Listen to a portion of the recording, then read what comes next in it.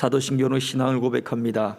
전능하사 천지를 만드신 하나님 아버지를 내가 믿사오며 그 외아들 우리 주 예수 그리스도를 믿사오니 이는 성령으로 잉태하사 동정녀 마리아에게 나으시고 본디오 빌라도에게 고난을 받으사 십자가에 못 박혀 죽으시고 장사한 지 사흘 만에 죽은 자 가운데서 다시 살아나시며 하늘에 오르사 전능하신 하나님 우편에 앉아 계시다가 저리로서 산자와 죽은 자를 심판하러 오시리라. 성령을 믿사오며 거룩한 공예와 성도가 서로 교통하는 것과 죄를 사하여 주시는 것과 몸이 다시 사는 것과 영원히 사는 것을 믿사옵나이다. 아멘.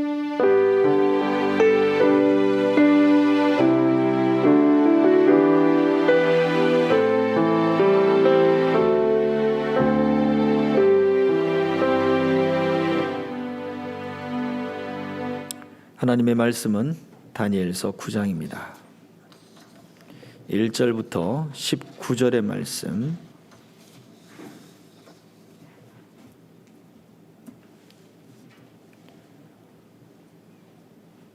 다니엘서 9장 1절부터 19절입니다. 이제 봉독하겠습니다. 메대 족속 아하수에로의 아들 다리오가 갈대아 나라 왕으로 세움을 받던 첫 해, 곧 그 통치 원년에 나 다니엘이 책을 통해 여호와께서 말씀으로 선지자 예레미야에게 알려주신 그 연수를 깨달았나니 곧 예루살렘의 황폐함이 70년 만에 그치리라 하신 것이니라. 내가 금식하며 베옷을 입고 재를 덮어쓰고 주 하나님께 기도하며 간구하기를 결심하고 내 하나님 여호와께 기도하며 자복하여 이르기를 크시고 두려워할 주 하나님, 주를 사랑하고 주의 계명을 지키는 자를 위하여 언약을 지키시고 그에게 인자를 베푸시는 이시여, 우리는 이미 범죄하여 패역하며 행악하며 반역하여 주의 법도와 규례를 떠나싸우며 우리가 또 주의 종 선지자들이 주의 이름으로 우리의 왕들과 우리의 고관과 조상들과 온 국민에게 말씀한 것을 듣지 아니하였나이다. 주여, 공의는 주께로 돌아가고 수치는 우리 얼굴로 돌아옴이 오늘과 같아서 유다 사람들과 예루살렘 거민들과 이스라엘이 가까운 곳에 있는 자들이나 먼 곳에 있는 자들이 다 주께서 쫓아내신 각국에서 수치를 당하였사오니 이는 그들이 주께 죄를 범하였음이니이다. 주여, 수치가 우리에게 돌아오고 우리의 왕들과 우리의 고관과 조상들에게 돌아온 것은 우리가 주께 범죄하였음이니이다마는 주 우리 하나님께서는 긍휼과 용서하심이 있사오니 이는 우리가 주께 패역하였음이오며 우리가 우리 하나님 여호와의 목소리를 듣지 아니하며 여호와께서 그의 종 선지자들에게 부탁하여 우리 앞에 세우신 율법을 행하지 아니하였음이니이다. 온 이스라엘이 주의 율법을 범하고 치우쳐가서 주의 목소리를 듣지 아니하였사므로 이 저주가 우리에게 내렸으되 곧 하나님의 종 모세의 율법에 기록된 맹세대로 되었사오니 이는 우리가 주께 범죄하였음이니이다. 주께서 큰 재앙을 우리에게 내리사 우리와 및 우리를 재판하던 재판관을 쳐서 하신 말씀을 이루셨사오니 온 천하에 예루살렘에서 일어난 일 같은 것이 없나이다. 모세의 율법에 기록된 대로 이 모든 재앙이 이미 우리에게 내렸사오나 우리는 우리의 죄악을 떠나고 주의 진리를 깨달아 우리 하나님 여호와의 얼굴을 기쁘게 하지 아니하였나이다. 그러므로 여호와께서 이 재앙을 간직하여 두셨다가 우리에게 내리게 하셨사오니 우리의 하나님 여호와께서 행하시는 모든 일이 공의로우시나 우리가 그 목소리를 듣지 아니하였음이니이다. 강한 손으로 주의 백성을 애굽 땅에서 인도하여 내시고 오늘과 같이 명성을 얻으신 우리 주 하나님이여, 우리는 범죄하였고 악을 행하였나이다. 주여, 구하옵나니 주는 주의 공의를 따라 주의 분노를 주의 성 예루살렘 주의 거룩한 산에서 떠나게 하옵소서. 이는 우리의 죄와 우리 조상들의 죄악으로 말미암아 예루살렘과 주의 백성이 사면에 있는 자들에게 수치를 당함이니이다. 그러하온즉 우리 하나님이여, 지금 주의 종의 기도와 간구를 들으시고 주를 위하여 주의 얼굴빛을 주의 황폐한 성소에 비추시옵소서. 나의 하나님이여 귀를 기울여 들으시며 눈을 떠서 우리의 황폐한 상황과 주의 이름으로 일컫는 성을 보옵소서. 우리가 주 앞에 간구하옵는 것은 우리의 공의를 의지하여 하는 것이 아니요 주의 큰 긍휼을 의지하여 함이니이다. 주여 들으소서. 주여 용서하소서. 주여 귀를 기울이시고 행하소서. 지체하지 마옵소서. 나의 하나님이여 주 자신을 위하여 하시옵소서. 이는 주의 성과 주의 백성이 주의 이름으로 일컫는 바 됨이니이다. 아멘. 한 주간 평안하셨습니까? 이제 연말이 점점 다가오고 있고 또 이제 2021년도 좀 한 3주 정도 앞에 이제 마무리를 하고 있습니다. 자, 우리 1년을 돌이켜 보면서 또 우리 지난 주일 또 말씀도 생각해 보면 우리가 과연 어떠한 의미를 가지고 1년을 보내왔는가, 우리가 어떻게 1년을 살아왔는가를 한번 뒤집어보고 생각해 볼 수 있는 시간들이 있어야 할 것입니다. 사람이 떡으로만 살 것이 아니다 라고 했던 그 주제가 바로 지난주의 말씀이었죠. 하나님의 입으로부터 나오는 모든 말씀으로 사는 것입니다. 우리 삶의 목표, 우리 삶의 모습은 바로 그래요. 하나님이 이 모든 것을 주시고 또 그 모든 것을 주시는 하나님을 믿고 의지하고 바라보며 사는 것, 그거의 기초, 가장 기본적인 것은 바로 하나님의 입으로부터 나오는 모든 말씀으로 사는 것입니다. 근데 사실은 이게 기초이지만 이게 전부가 되어야 되는 것이 바로 우리 신앙인의 모습이에요. 그러면 2021년도에 우리의 삶이 과연 그랬는가? 우리 한번 뒤집어 봐야죠. 그리고 2022년도를 준비하는 과정 속에 이제 우리는 이 말씀이 우리 삶의 양식이 되고 내 영혼의 양식이 되고 그냥 영혼의 양식으로 먹어도 되고 먹지 않아도 되가 아니라 바로 내 삶의 모든 부분이 바로 이러한 삶의 양식으로, 이 삶의 방식으로, 이 삶의 습관으로 바뀌어져야 할 것을 말해주고 있는 것입니다. 오늘 말씀은 바로 사람이 그 말씀으로 먹고 사는 것이다 라고 할 때 바로 그 모습을 보여주고 있는 것이 바로 다니엘의 모습입니다. 다니엘이 이 9장에서 기도하는 바로 이때는 이제 70년, 이스라엘 백성들이 70년의 포로가 다 맞춰지는 그때입니다. 그때에 다니엘이 말씀을 먼저 보게 된 거죠. 예레미야의 글을 보게 되었습니다. 예레미야 25장 11절과 12절 보면 이 모든 땅이 폐허가 되어 놀랄 일이 될 것이며 이 민족들은 70년 동안 바벨론의 왕을 섬기리라. 여호와의 말씀이니라.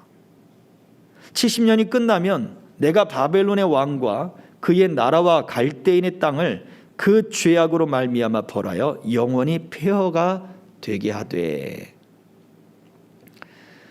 예레미야를 통해서 말씀해 주고 있는 70년이 차면 돌아올 것이다. 그리고 70년이 되면 그 바벨론 땅이 멸망될 것이다 라고 두 가지를 이야기하고 있죠. 바로 그때 다니엘이 기도하는 거예요. 실제적으로 바벨론이 멸망한 때를 살펴보면 이 70년이라고 하는 이 시간은 정말 정확하게 일치합니다. 다니엘이 바벨론으로 포로로 잡혀갔던 때를 추정을 할 때 약 605년, 기원전 605년으로 잡아요. 그때부터 스룹바벨을 인도자로 세워서 예루살렘으로 돌아온 그때, 그리고 성전을 짓기 시작하는 그때까지의 기간이 약 70년입니다. 또 586년, 기원전 586년 예루살렘이 멸망을 해서 성전이 완전히 재건되는 515년, 그때까지 기간을 또 70년으로 잡기도 합니다. 이 사이에 바벨론이 멸망을 하고 그리고 이스라엘 백성들이 예루살렘으로 돌아오는 거예요. 자, 근데 다니엘서 9장에서는 언제 기도하느냐? 메대 족속 아하수에로 아들 다리오가 갈대아 나라 왕으로 세움을 받던 첫 해다. 메대 페르시아라고 하는 바로 그 나라가 성장하게 된 거죠. 바벨론이 무너지고 메디아, 페르시아 두 제국이 연합된 연합국가가 형성이 되는데 바로 그때 그 해 첫 해 다니엘이 바로 이 예레미야의 말씀을 보고 기도하는 거예요. 바벨론이 멸망했거든요. 하나님의 그 약속이 성취가 되는구나. 그래서 그 말씀을 붙들고 기도하기 시작하는 것이 바로 오늘 우리가 좀 길었지만 읽게 된 바로 다니엘서 9장의 말씀입니다. 이 다리오 왕이 어떻게 통치가 되는가? 여기서 이야기하고 있는 다리오 왕은 메대 족속이라고 이야기하고 있잖아요. 또 이 아하수에로 왕도 마찬가지고 이름이 성경에서는 같이 기록되어 있지만 역사적으로는 에스더의 남편 아하수에로 그 왕과는 전혀 다른 그런 왕이고, 이 다리오 왕도 성전을 건축하기 위해서 예루살렘 그 성을 재건하기 위해서 보내준 그 다리오 왕과는 전혀 다른 인물들입니다. 바벨론이 멸망하고 그리고 새롭게 메디아 페르시아 연합국가가 형성이 된 바로 그때, 바로 그 첫 왕들의 모습이죠. 이것이 다니엘서 5장에 아주 드라마틱하게 기록이 되어 있어요. 다니엘서 5장에는 누가 등장하냐면 벨사살 왕이 등장합니다. 이 벨사살 왕은 바벨론 왕이에요. 성경에는 바벨론의 마지막 왕으로 기록되어 있죠. 이 벨사살 왕이 무엇을 합니까? 성전의 기구들, 성전에서 그 탈취해온 기구들을 가지고 연회를 베풀어요. 그때에 저 벽에 손가락에 등장을 해서 글씨를 쓰죠. 메네메네 데겔 우바르신이라고 하는 글자를 써요. 달아보았더니 부족하더라. 하나님이 달아봤더니 부족하더라. 그 글씨를 해석을 해주고 또 거기에 대해서 설명을 해주는 그 다니엘의 모습이 5장에 등장하죠. 바로 그날 밤 벨사살 왕이 죽임을 당합니다. 바로 이때가 바벨론 제국의 멸망이에요. 역사가들은 이야기합니다. 바벨론 제국의 거대한 그 도시, 그 왕국의 도시, 그냥 거대할 뿐만 아니라 천연 요새죠. 그런 요새에 대해서 마음 놓고 있어서 연회를 베풀었다, 그렇게 추정하기도 하고 여러 가지 학설들이 있습니다만 어쨌든 간에 벨사살은 그 하나님에 대해서 그리고 자기가 가지고 있는 그 어떤 막강한 것에 대해서 그는 교만했던 거죠. 결국 하나님은 이 교만한 벨사살의 모습, 그 교만을 통해서 방종이 나타나고 방종을 통해서 나타난 그 결과를 인해서 바벨론이라고 하는 엄청난 제국이 무너지고, 그리고 이제 다시 페르시아라고 하는 메데 파사, 메디아 페르시아 연합국이 등장하고, 결국 이것이 이제는 페르시아 제국으로 발전을 하게 되는 그런 역사적 흐름을 하나님이 만들어 놓으셨습니다. 그런데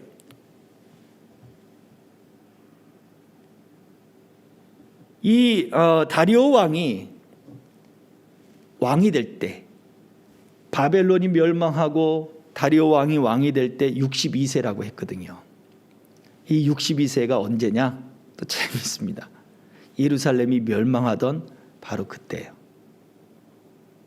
예루살렘이 완전히 멸망하던 그때에 하나님은 이 다리오를 세워놓는 거예요. 그가 태어나게 하고 그가 성장하게 만드는 하나님의 섭리, 하나님의 준비, 하나님의 계획이 성경에는 이렇게 우리가 깊이 연구하면 연구할수록 그 밑바닥이 깔려서 우리들에게 보여주고 있는 거예요.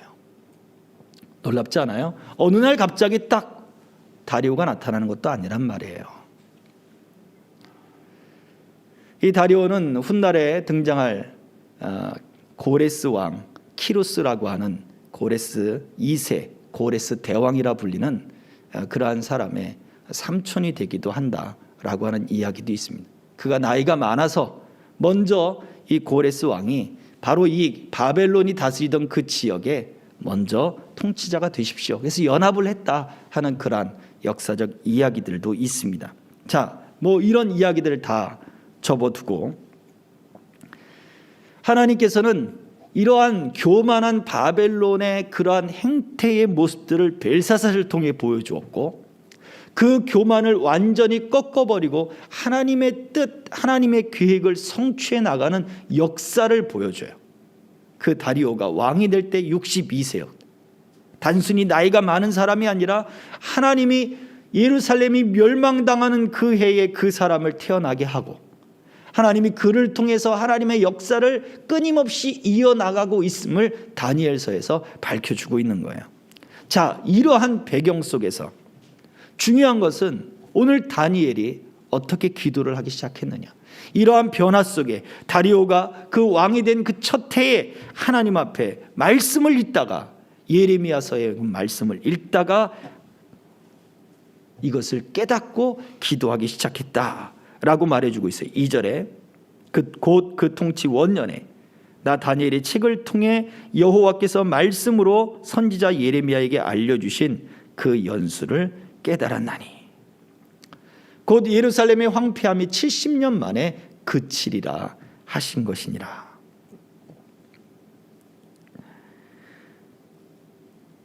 이제 곧 하나님의 그 성취가, 그 말씀의 성취가 일어나겠구나 라고 하는 그러한 마음이 있었겠죠. 70년이 차가는구나 라고 하는 그런 생각들도 있었을 것입니다. 그러나 하나님께서 주신 약속은, 예레미야서에 주신 그 약속은 여기에서 멈추지 않아요.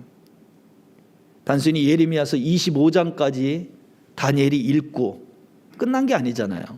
오늘날에 우리가 장수로 표시가 되어 있지만 그 옛날엔 그렇지 않지 않습니까? 두루마리로 둘려져 있는 것이고, 그 다음에 우리가 장수로 편의상 나눠놓은 거지 그냥 쭉 연결된 예언서, 편지와 같단 말이죠. 그러면 다니엘이 읽다가 그쳤겠습니까? 아니에요. 끝까지 쭉 읽었겠죠. 이어지는 예레미야서 33장에서는 이렇게 기록해놨어요. 10절과 11절에 여호와께서 이와 같이 말씀하시니라. 너희가 가리켜 말하기를 황폐하여 사람도 없고 짐승도 없다 하던 여기 곧 황폐하여 사람도 없고 주인도 없고 짐승도 없던 유다 성읍들과 예루살렘 거리에서 즐거워하는 소리, 기뻐하는 소리, 신랑의 소리, 신부의 소리와 및 만군의 여호와께 감사하라. 여호와는 선하시니 그 인자하심이 영원하다 하는 소리와 여호와의 성전에 감사제를 드리는 자들의 소리가 다시 들리리니 이는 내가 이 땅에 포로를 돌려보내어 지난 날처럼 되게 할 것임이라. 여호와의 말씀이니라. 네, 무엇을 말해주고 있습니까?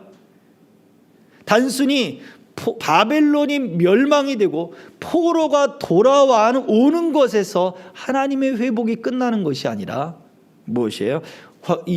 완전히 황폐해진, 사람도 없고 짐승도 없고, 그리고 그처럼 황폐해진 유다의 성읍, 특히 그 예루살렘에 그 황폐함이 완전히 회복되고 하나님을 향한 예배의 소리가 들리고 또 신랑의 소리, 신부의 소리, 그 어떤 생활의 모든 회복이 바로 그곳에서 일어나게 될 것이다 라는 것을 예레미야 선지자를 통해서 보여준 거예요. 돌아왔을 때 이것이 이루어지는 것입니까? 아니에요. 우리는 이스라엘 역사를 통해 알고 있잖아요. 돌아왔는데 그들의 삶은 어땠어요? 여전히 황폐하잖아요. 돌아왔는데 이것이 금방 회복될 것 같았습니까? 아니죠. 그건 그들의 꿈이겠죠. 돌아왔는데 여전히 그들은 포로였고 노예였어요. 돈 있는 사람들의 노예였고 힘 있는 자들의 포로였고 스스로 자기 몸을 다시 팔 수밖에 없는 그러한 황폐함이 그들을 기다리고 있었다는 거죠. 돌아왔는데 무엇이든 다 잘 됩니까? 아니라는 거죠. 하나님의 말씀이 우리들에게 약속을 했고 그 약속대로 우리가 순종했는데 그대로 어떤 순종 때문에 자연스럽게 무언가가 잘 이루어지던 그런 일들이 우리 가운데 벌어졌느냐? 아니라는 거죠. 이스라엘 역사 속에서 보여주는 바로 그 모습은 바로 그렇습니다. 우리가 말씀에 순종해서 복을 받는다. 네, 그 말씀은 진리입니다.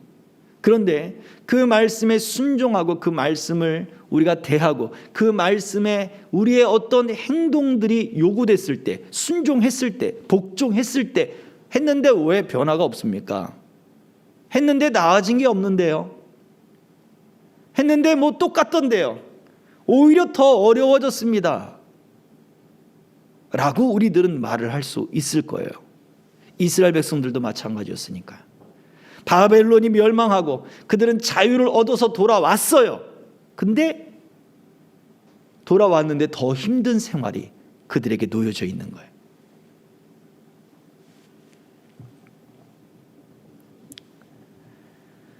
그러나 하나님은 그들이 돌아와서 그 다음에 무엇이라 약속하고 있습니까? 그 황폐함을 내가 끝낼 것이다 라고 약속을 주고 있단 말이에요. 여기에서 우리가 알 수 있는 것이 있습니다.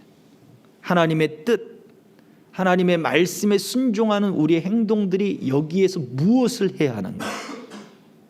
다니엘이 하나님의 그 말씀이 그에게 읽혀졌을 때 그는 그 말씀을 가지고 첫 번째 무엇을 합니까? 그 말씀으로 지금 자기 자신 그 이스라엘 백성들의 상황을 해석합니다. 말씀이 그냥 그 당시의 말씀으로 끝나는 것이 아니라 그 말씀을 들고 자기 자신의 삶을 해석하는 거예요. 우리가 말씀을 듣고 설교를 듣고 말씀을 읽고 끝나는 것이 아니라 그 말씀이 바로 오늘날 내 삶 속에 어떻게 해석이 되는가, 그 말씀이 내가 생각할 때 편한 말씀으로 해석하는 것이 아니라 말씀이 지금 나를 어떻게 해석하고 있는가, 말씀이 나의 삶을 지금 어떻게 해석하고 있는가를 살피는 거예요. 우리는 큐티를 하면서 우리는 말씀을 살펴요. 그죠? 말씀을 쪼개고 말씀을 살피고 말씀을 해석합니다. 그런데 그 해석된 말씀이 내 삶을 해석하는 건 하질 않는 거예요. 살펴본 그 말씀이 내 삶을 해석하는 건 하질 않는 거예요.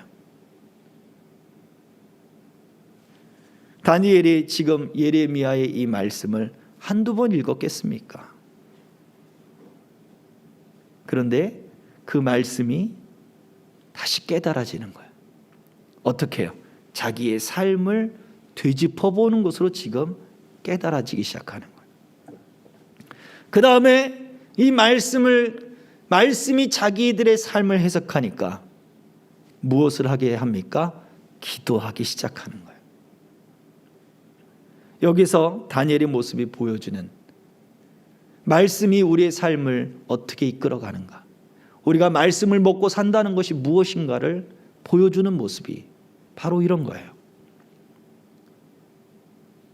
단순히 말씀을 읽고 끝이 아니라 그 말씀이 내 삶을 해석하게, 그리고 내 삶을 해석하니까 무엇이 생기기 시작해요? 기도할 소망이 생기기 시작하는 거예요. 70년이 끝나가는구나. 기도해야 되겠구나. 그 말씀의 근거에서 기도하기 시작합니다.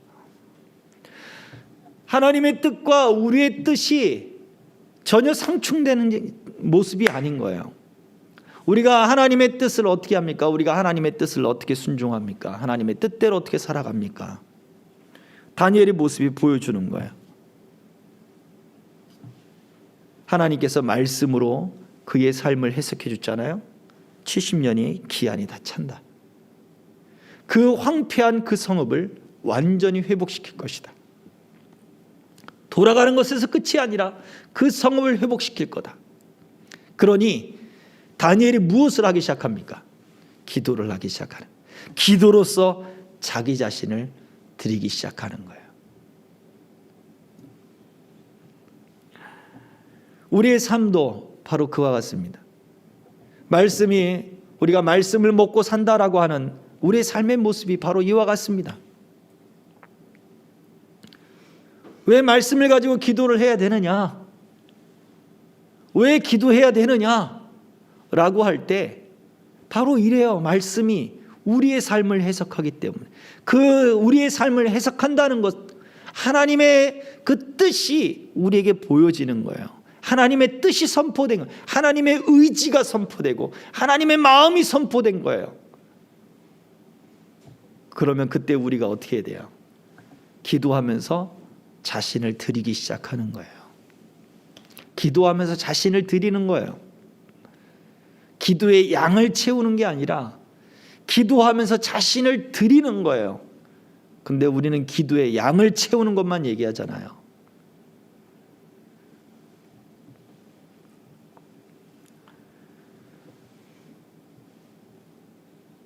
다니엘의 기도가 어땠는가 조금 더 살펴봐야 됩니다. 다니엘은 이미 말씀드린 대로 바벨론이 멸망했습니다. 그 사건을 봤지요. 그리고 그 중심에 있었어요. 근데 그것으로 하나님의 뜻이 끝난 게 아님을 분명히 알았어요. 황폐된 그 땅을 회복시킬 것이다. 황폐된 그 땅이 회복되기 위해서 무엇을 해야 되냐 이거예요. 이스라엘 백성들이 하나님이 돌려보내는 그 땅에 돌아와서 무엇을 했어야 되느냐 이거죠. 다니엘은 그것부터 한 거예요. 무엇을 했습니까?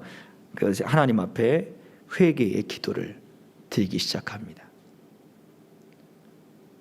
하나님 그냥 잘못했습니다. 그걸로 끝나지 않아요.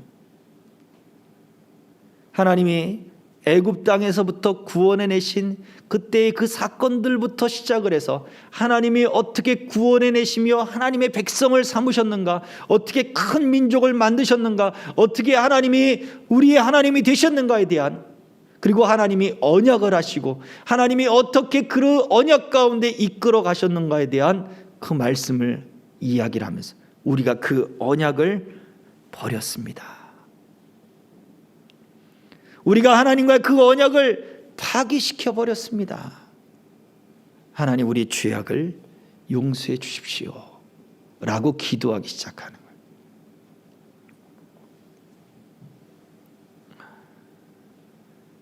말씀에 순종하고 말씀에 복종했는데, 말씀에 내가 굴복했는데 왜 황폐된 내 삶이 변화되지 않습니까? 그 이유가 무엇입니까? 하나님과의 언약 파괴에 대한 죄의 회개가 없었다는 거예요. 우리가 잘 알듯 느헤미야서를 통해서 보여준 이스라엘 백성들 돌아와서 그 성전을 건축을 했지만 그 다음에 무엇을 보여줍니까? 여전히 그들의 삶은 하나님의 약속과는 동떨어진 삶을 살아요. 이방의 여인들과 결혼을 하죠. 또 이방 정치인들, 이방 민족의 정치인들과 결탁을 해요. 누가? 제사장, 종교인들이 정치적으로 결탁을 해요. 신앙이 타락해버려요. 종교인들이 타락하니 신앙적으로 그들을 붙잡아줄 사람들이 없어요. 그걸 누가 해요? 학사 겸 제사장이었던 에스라만큼은 또 그와 함께하는 사람이 있었지만 힘이 없어요. 강력한 느헤미야가 와서 그의 통치력과 그의 리더십과 그의 정치력을 발휘하고 그의 가진 모든 것을 다 희생했을 때 말씀이 되살아나기 시작하고 사람들의 회개가 일어나고 사회의 변화가 일어나고, 그때서야 비로소 무슨 일이 벌어집니까? 이방인들과 또 하나님이 싫어하는 그러한 모습들, 언약의 파괴가 됐던 그러한 근본적인 부분들을 잘라버리고 회개하고 하나님 앞에 거룩해지기를, 그들의 삶을 돌이키는 일이 벌어져요. 이것이 진정한 하나님이 볼 때 예루살렘의 회복이란 말이죠.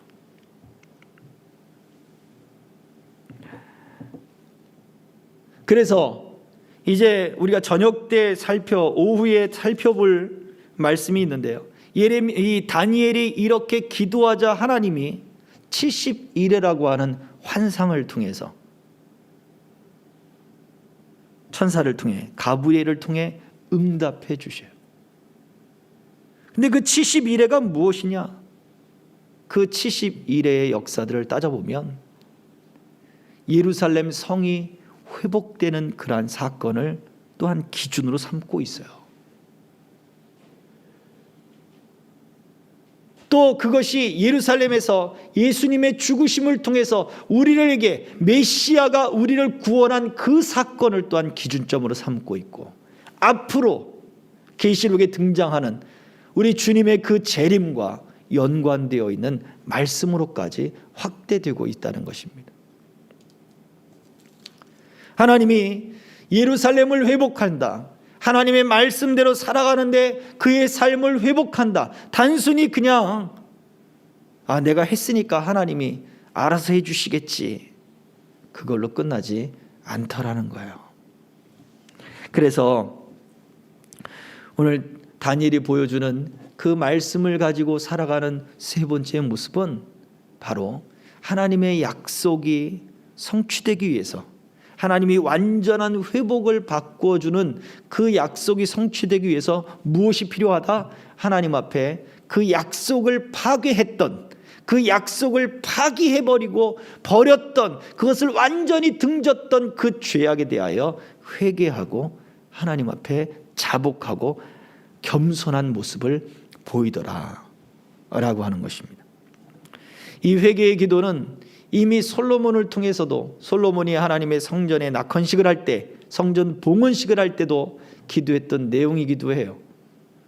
하나님의 언약, 그 말씀을 지키지 못하고 언약을 지키지 못하여 포로로 끌려갔을 때 하나님의 말씀을 기억하고 언약을 기억하여 이 땅을 놓고 이 성전을 놓고 회개하고 기도하면 하나님 다시 돌아오게 하옵소서라고 하는 그 기도를 솔로몬이 이미 하고 있단 말이에요.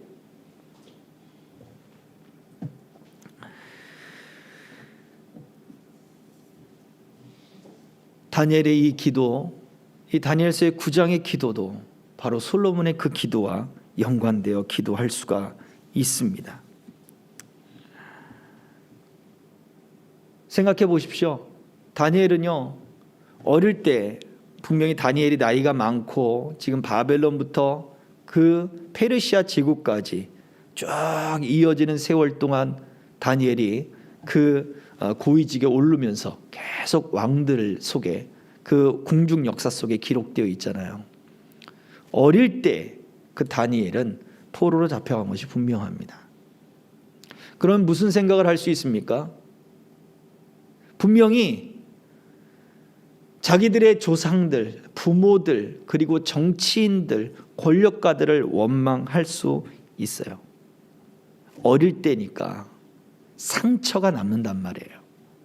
감수성도 예민하고 그 상처가 어릴 때 생겨버리면 인생의 트라우마가 계속해서 유지되는 거예요.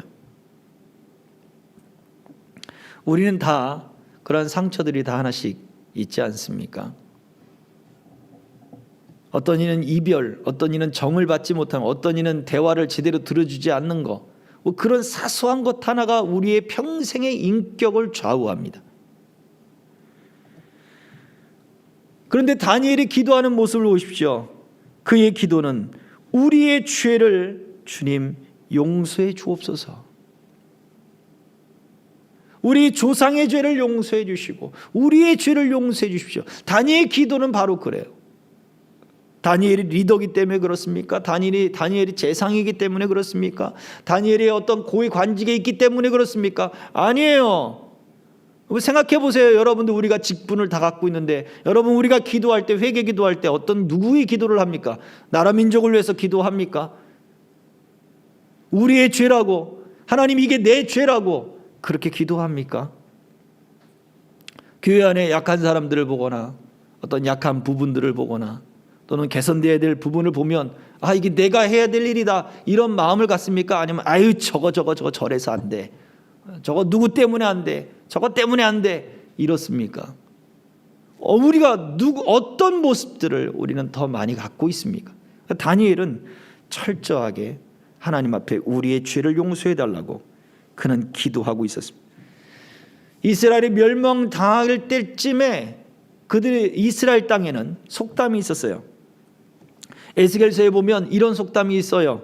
무슨 속담이냐면 아버지가 신포도를 먹었으므로 아들의 이가 시다 라고 하는 속담이 있었다는 거예요. 하나님이 너희가 이 속담이 무슨 말이냐 라고 말을 하거든요.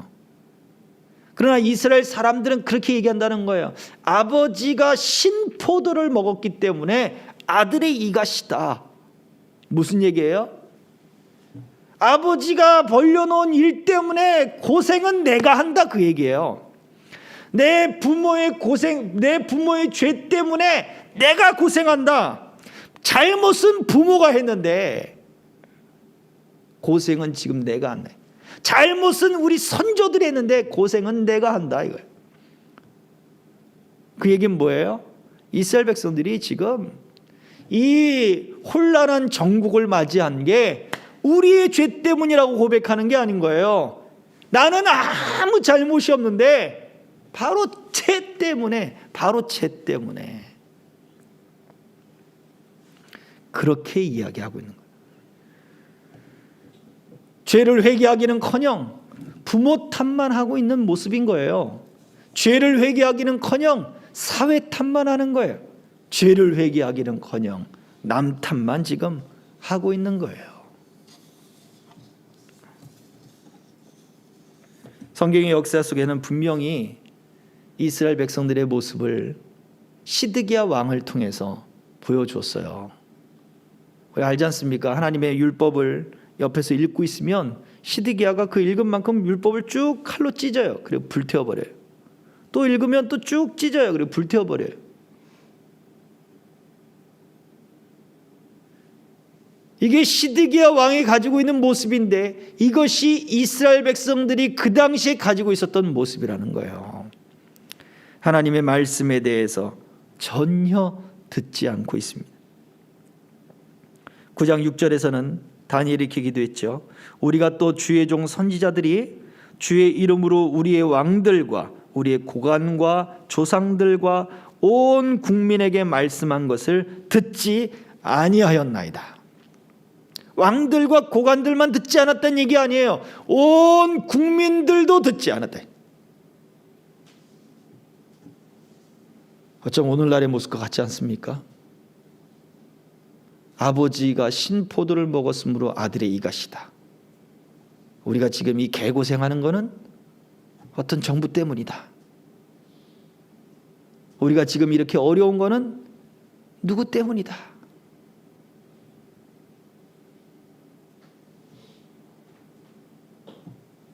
대선을 지금 앞두고 있습니다. 준비하고 있고 또 이제 점점 경쟁이 이제 과열되기 시작할 거예요. 네거티브는 뭐 이전 전부터 시작을 했고 항상 하는 얘기가 뭐예요? 서로 남탓만 하는 거예요. 서로 다른 정당의 정치 노선, 그 정당만 욕하는 거예요. 우리는요, 우리 그리스도인들은 그러면 안 되는 거예요. 말씀이 우리가 그 말씀대로 산다.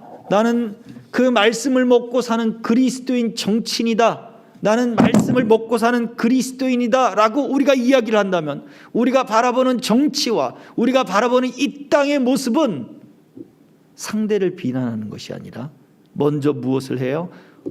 회복되기를 원한다면 여러분의 정치 이념과 그리고 여러분의 꿈대로 회복된 삶을 원한다면 회개해야 되는 거예요.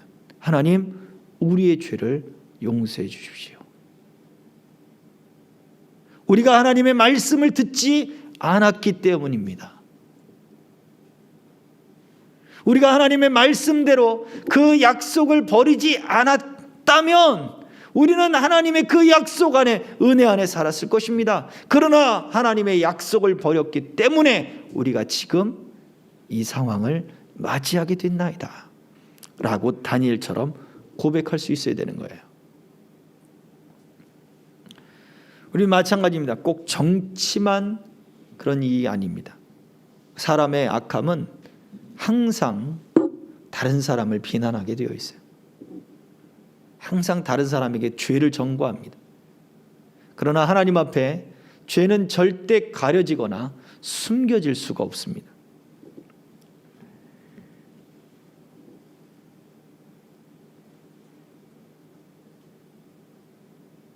그래서 다니엘은 그 하나님 앞에 자기 자신의 모든 것을 내려놓고 기도하기 시작해요. 그게 바로 하나님의 의로움이었습니다.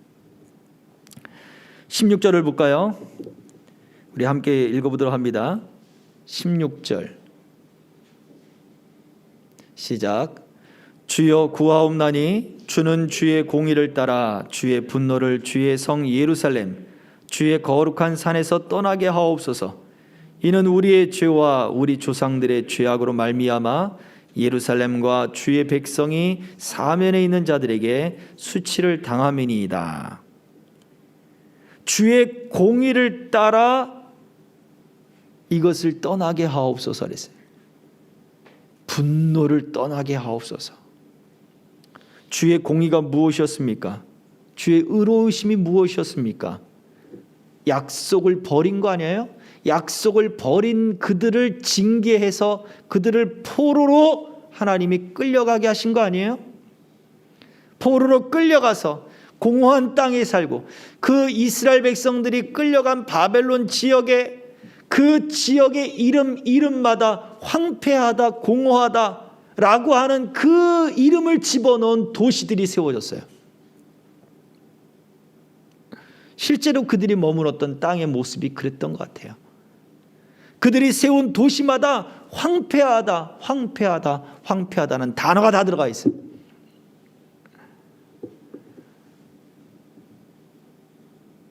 하나님이 그 약속을 저버린 이들을 포로로 끌려가게, 나라가 망하게 하고 황폐한 곳에서 살게 만드는 그 저주가 그들에게 임한 거죠. 그 수치가 임한 거죠. 그런데 하나님의 공의가 이 모든 분노가 떠나게 할 줄 믿습니다라고 기도하는 거예요. 다니엘은 회개하는데 그 회개의 근거가 뭐냐 했을 때 바로 하나님의 공의였어요. 하나님의 의로우심이었어요. 그렇다면 무슨 얘기입니까? 하나님의 의로우심이 이스라엘 백성들을 심판하는 심판의 기준도 되지만 하나님의 의로우심이 이스라엘 백성들을 구원하는 구원의 소망도 되는 거예요. 18절을 또 보면 이렇게 고백을 하고 있습니다. 나의 하나님이여 귀를 기울여 들으시며 눈을 떠서 우리의 황폐한 상황과 주의 이름으로 일컫는 성을 보옵소서. 우리가 주 앞에서 간구하는 것은 우리의 공의를 의지하여는 것이 아니요 주의 큰 긍휼을 의지하여 함이니이다. 우리의 의지, 우리의 공의 이것을 의지해서 하는 것이 아니라 하나님의 긍휼을 의지해서 우리가 지금 기도하는 것입니다. 여기에서 무엇을 알 수 있습니까? 하나님의 구원이라고 하는 것, 하나님이 우리를 회복시키시는 것은 하나님의 구원은 우리의 회복, 우리의 완전한 회복을 원하시는데 우리의 의로움 때문에 일어나는 것이 아니라 오직 하나님이 의로우시기 때문이라는 거예요. 이게 다니엘서에서만 국한되지 않아요. 어디에서? 예수님의 십자가의 그 사건에서 이것이 완성이 돼요. 내가 잘나서 하나님이 예수 그리스도를 보내준 게 아니라니까요. 내가 의로워서 하나님이 우리에게 구원을 주신 것이 아니라니까요. 내가 예수님을 믿든 안 믿든 그분이 믿어지든 안 믿어지든 하나님께서 하나님의 의로우심 때문에 예수 그리스도를 우리에게 주신 거예요. 이게 사실이에요. 이게 진리예요. 이게 하나님의 의로우심이에요. 그래서 우리가 기도할 수 있는 그 근거, 이것이 바로 하나님의 공의란 얘기예요. 하나님의 의로우심이란 얘기예요. 다니엘은 그러한 메시아의 그 구원을 바라보는 거예요. 왜? 그 메시아가 구원자니까. 단순히 자기의 어떤 의로움이 아니었고, 우리가 이렇게 고생했으니까, 우리가 이렇게 포로 생활을 했으니까, 우리가 이렇게 하나님 앞에 회개했으니까가 아니라, 하나님, 이 모든 것은 하나님의 의로우심 때문입니다. 우리가 포로에서 돌아가게 되는 것도 하나님의 의로우심 때문이고, 우리가 다시 회복해 할 수 있는 것도 하나님의 의로우심 때문입니다 라고 자기 자신을 완전히 낮추는 모습을 보여주더라라는 거예요. 말씀을 정리해 봅시다. 사람이 떡으로만 사는 것이 아니고 하나님의 입으로부터 나오는 모든 말씀으로 산다 그랬어요. 그 말씀이 우리에게 들려질 때 첫 번째 무엇을 해야 돼요? 말씀으로 우리 자신이 지금 우리의 생활을 해석해야 되는 거예요. 말씀이 나를 해석해야 되는 거예요. 말씀이 나의 성격을 해석하고, 나의 말씀이 나의 인격을 해석하고, 말씀이 나의 감정을 해석하고, 말씀이 나의 생활을 해석하고, 말씀이 나의 문제를 해석하도록 해야 되는 거예요. 그러면 깨달아지는 게 있어요. 내가 이제는 이러면 안 되겠구나. 깨달아지면 뭐 해야 돼요? 기도해야 되는 거예요. 기도해야 되는 거예요. 그게 하나님께 자기 자신을 드리는 모습이라는 거예요. 기도를 해서 그냥 하나님이 들으시고 안 들으시고 그게 중요한 게 아니라, 그 기도를 하는 것이 하나님 앞에 자기 자신을 드리는 행위가 되는 거예요. 근데 거기서 멈추면 안 되는 거죠. 그 기도는 하나님 앞에 하나님의 그 약속들, 하나님의 언약들을 깨뜨린 것들에 대한 회개의 기도가 되어야 되는데, 하나님, 내가 이렇게 회개했으니까 이제 됐죠? 이게 아니라 우리의 잘나고 우리의 의로움이나 우리의 어떠한 능력이나 우리의 어떤 형편이 아니라 이 모든 것이 하나님의 긍휼에서 나온 것이다. 생각해 보세요. 말씀이 깨달아지는 것부터 하나님의 긍휼이에요. 말씀이 지금 우리들에게 들려지게 되는 것이 긍휼이에요. 코로나19 사태가 이제 더 심화가 되면 어떻게 바뀔지 모르는 거예요. 물론 더 좋아지리라 생각을 하고 그렇게 또 믿고 기도하고 있습니다만, 보세요. 이제 방역 패스가 되지 않으면 음식점을 가지 못하게 된다라고 지금 선포가 됐죠. 백신을 맞지 않으면 음식점을 가지 못해요. 2차까지만 접종하면 6개월, 접종 완료 후 6개월 동안은 음식점을 갈 수 있어요. 3차 맞지 않으면 음식점 못 간다는 거예요. 지금 발표로는. 6개월 지난 사람은. 근데 예식장 교회는 아직까지 예외란 말이에요. 확진자가 더 늘어나면 이제는 교회도 막을 수 있는 거예요. 지금도 원성이 큽니다. 왜 교회는 막지 않느냐?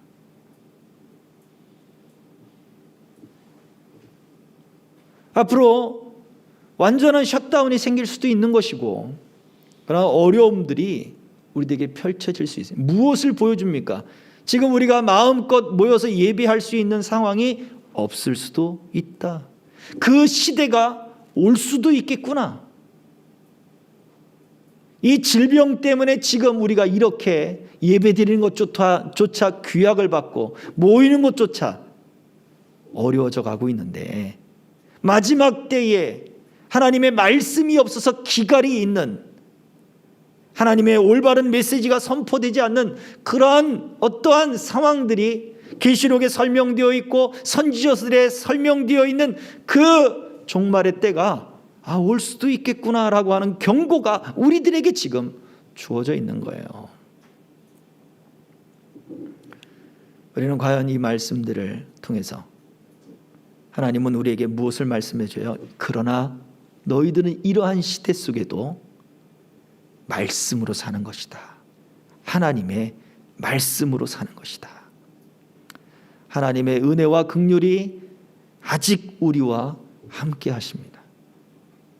그런다면 지금 이때 그 은혜와 긍휼을 받고 그 말씀을 먹는 바로 우리들의 모습은 다니엘이 보여주는 이 격정과 또 이 지금 변화, 이 지금 그 중요한 전환점을 맞이한 그때에 보여주는 이 모습이 바로 우리들의 모습이어야 될 것입니다.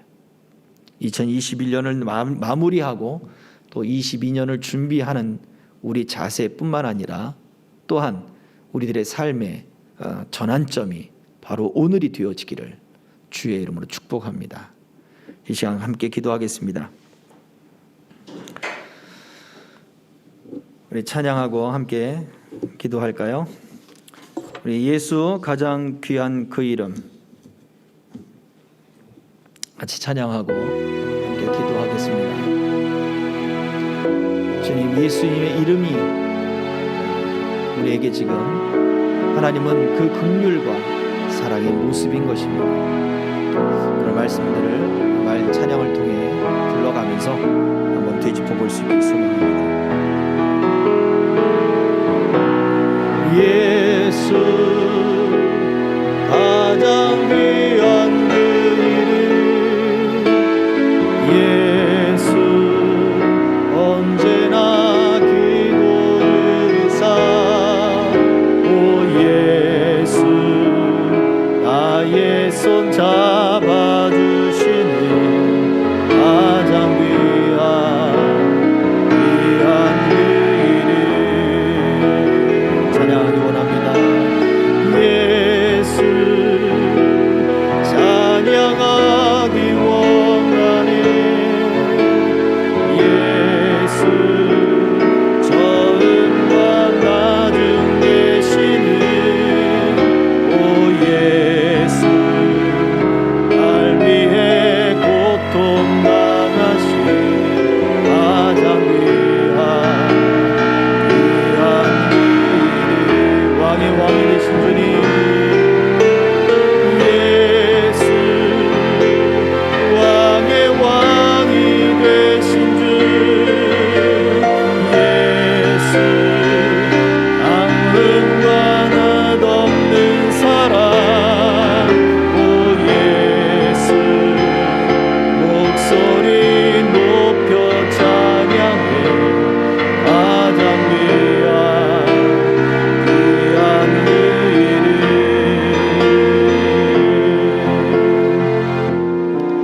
하나님은 우리에게 가장 귀하신 이름 그 예수님을 하나님의 의로움 때문에 우리에게 주셨습니다. 믿고 안 믿고가 떠나서 하나님이 우리에게 주셨습니다. 이것이 하나님의 긍휼이요 하나님의 의로우심이요 하나님의 자비하심입니다. 이게 하나님의 공의입니다. 그러나 우리는 그 하나님의 공의 때문에 지금 우리는 떨림과 수치와 저주 속에 살고 있습니다.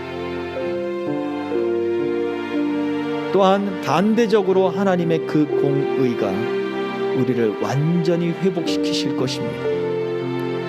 말씀이 계속해서 우리에게 이것들을 설명하고 있고, 지금 우리가 이 땅에서 살아가는 이 삶의 인생의 기간 동안 하나님은 끊임없이 말씀으로 우리에게 이것들을 알려주고 있습니다.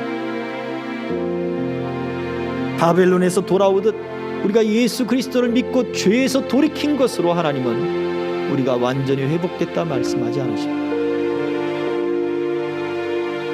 황폐되었던 그 성읍이 완전히 생기가 있어지고 활력이 있어지고 그곳에서 하나님께 예배하는 그 소리가 살아나는 것이 진정한 회복이었듯 우리 안에 진정한 예배가 살아나고 생기가 있어지고 하나님과의 연합이 이래 나타나는 것, 그것이 이 땅에서 하나님이 우리에게 원하시는 진정한 회복입니다.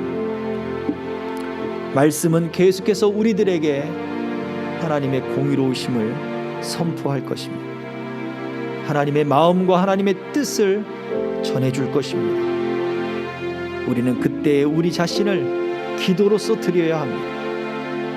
하나님을 떠났던 그 시간들, 하나님을 잊어버렸던 시간들, 하나님과의 언약을 값없이 버렸던 그 시간들을 회개하며 우리의 공로가 아니라 하나님의 공로를 의지하는 겸손함으로 기도해야 할 것입니다.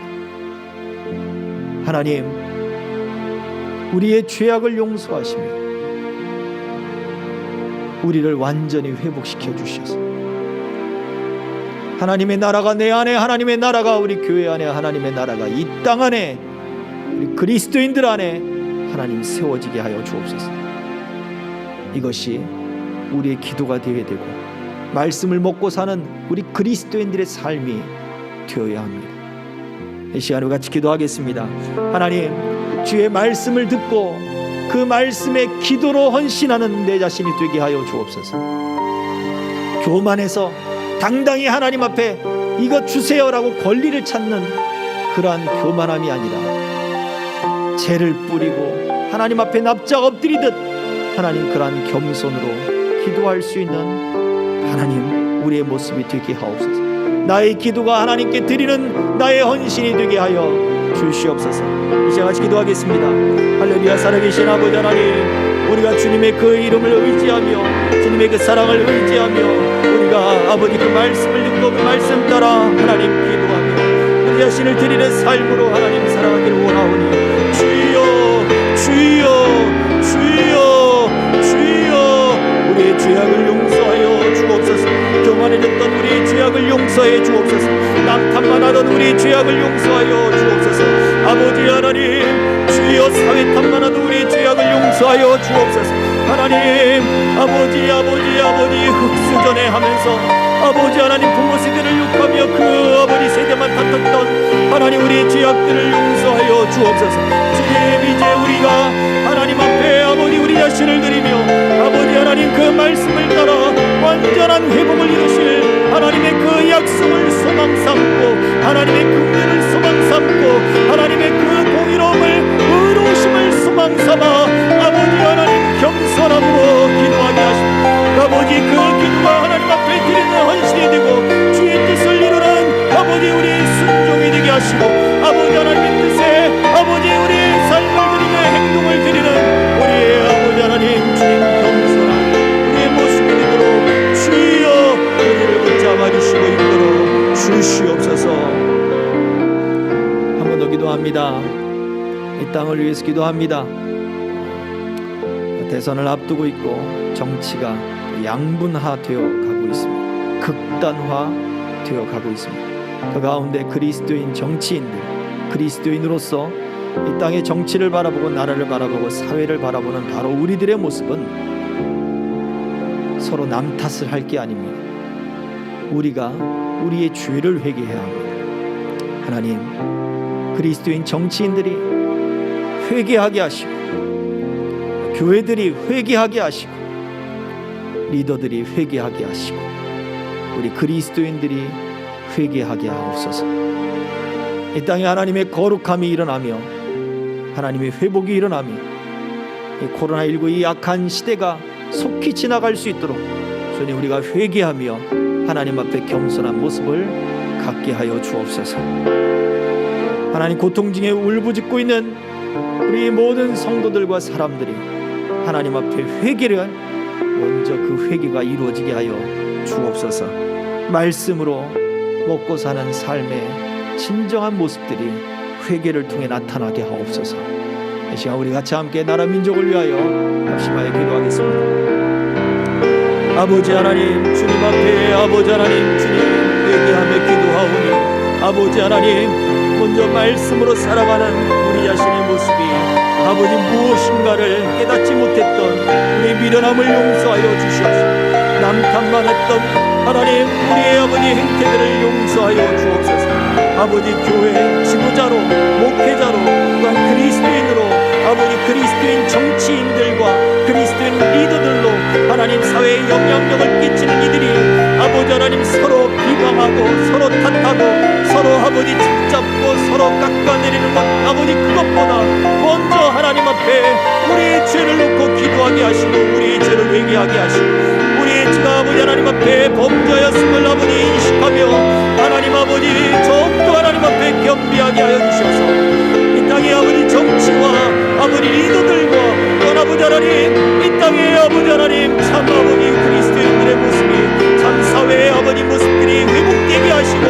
그리 선한 역사로 일어나게 하여 주셔서 이 아버지 어려움의 때에 하나님 주여 이 중요한 때에 하나님 아버지 나라 민족이 아버지 망해가지 않게 하시고 아버지 하나님의 은혜 가운데 설 수 있도록 주여 우리를 붙잡아 주시옵소서. 치료하시고 고치시고 아버지 회복시켜 주시고 새롭게 하셔서 하나님의 역사와 하나님의 뜻들만 하나님 교회들 가운데 온전히 이 땅 가운데 정치 가운데 아버지 리더십 가운데 세워져 갈 수 있도록 이끌어 주시옵소서. 우리가 하나님 지금의 은총 가운데 그렇게 설 수 있도록 이끌어 주시옵소서. 예수 그리스도의 이름으로 기도하옵나이다. 아멘. 예수 왕의 왕이 되신 주 예수 왕의 왕이 되신 주 예수 당신의 끝없는 사랑 오 예수 목소리 높여 찬양해 가장 귀한 그 이름 가장 귀한 그 이름. 하나님 우리가 말씀을 먹고 살아간다는 것이 하나님 무엇인지 그 말씀을 가지고 기도해야 한다는 것이 무엇인지 하나님 그 말씀이 우리 삶을 어떻게 이끌고 가는 것인지를 일부분을 살펴보았습니다. 주님 과연 우리가 그 말씀대로 살아가고 있는지 말씀이 우리 삶을 해석하여 그 말씀을 붙들고 기도하고 있던지 하나님 우리가 그렇게 한 해 동안을 살아왔는지를 기억해 보게 하여 주옵소서. 그저 하나님의 복만 구하며 그저 하나님 내가 무엇을 하면 하나님이 복 주시겠지 그런 단편적인 사고가 우리의 삶을 이끌지는 않았는지 주여 그 떡을 주시며 우리에게 일용할 양식을 공급하시는 하나님을 바라보지 않고 하나님 우리 배를 배불리게 하는 그 떡만을 바라보진 않았는지 하늘에서 내려주는 그 만나만 바라보지 않았는지 우리의 삶을 주님 돌이켜봅니다.